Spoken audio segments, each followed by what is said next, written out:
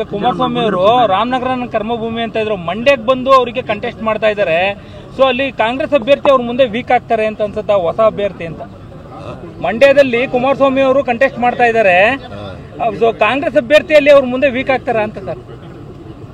ನೀವೇ ಹೇಳ್ತಾ ಇದ್ದೀರಾ. ಅಲ್ಲ, ಹೊಸ ಅಭ್ಯರ್ಥಿ ಹೊಸ ಮುಖವನ್ನ ಕರ್ಕೊಂಡ್ಬಂದು ಸೇರಿಸಿದ್ರ, ಅದಕ್ಕೆ ಅವರು ಹೊಸ ಮುಖ ಅಲ್ವಾ? ಮಂಡ್ಯಕ್ಕೆ ಕುಮಾರಸ್ವಾಮಿ ಹೊಸ ಮುಖ ಅಲ್ವೇನೆಯ? ಅವ್ರು ಯಾವಾಗ್ಲೂ ನಮ್ಮ ಮಂಡ್ಯ ನಮ್ಮ ಕರ್ಮಭೂಮಿ ಅಂತ ಇದ್ರು ಸರ್. ಅವ್ರ ಮಗನೇ ಸೋತರು, ಚೀಫ್ ಮಿನಿಸ್ಟರ್. ಕುಮಾರಸ್ವಾಮಿ ಅವ್ರ ಮಗ ಸೋತದ ಎಲ್ಲಿಂದಪ್ಪ? ಹಾಗೇನೇ ಆಗಿದ್ರು ಕುಮಾರಸ್ವಾಮಿ? ಸಿಎಂ ಆಗಿದ್ರು. ಏನಾಗಿದ್ರಯ್ಯ? ನೀವ್ ಹೇಳಿ ಸರ್. ನೀನ್ ಹೇಳು. ಚೀಫ್ ಮಿನಿಸ್ಟರ್ ಆಗಿದ್ರಲ್ವಾ, ಆಗ್ಲೇ ಅವ್ರ ಮಗನ್ ಗೆಲ್ಸಕ್ಕಾಗಲಿಲ್ಲ.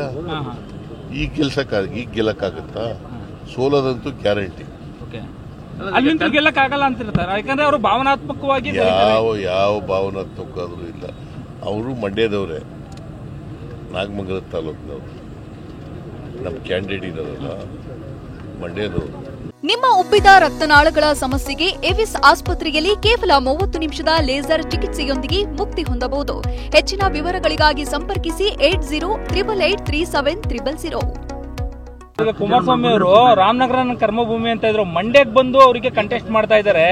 ಸೊ ಅಲ್ಲಿ ಕಾಂಗ್ರೆಸ್ ಅಭ್ಯರ್ಥಿ ಅವ್ರ ಮುಂದೆ ವೀಕ್ ಆಗ್ತಾರೆ ಅಂತ ಅನ್ಸುತ್ತಾ, ಹೊಸ ಅಭ್ಯರ್ಥಿ ಅಂತ?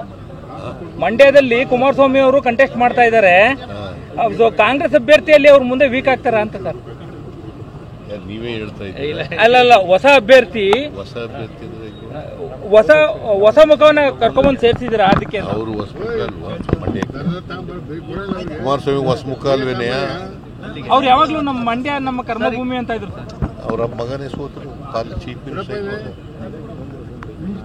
ಕುಮಾರಸ್ವಾಮಿ ಅವ್ರ ಮಗ ಸೋತದ ಎಲ್ಲಿಂದಪ್ಪ? ಹಾಗೇನೇ ಆಗಿದ್ರು ಕುಮಾರಸ್ವಾಮಿ?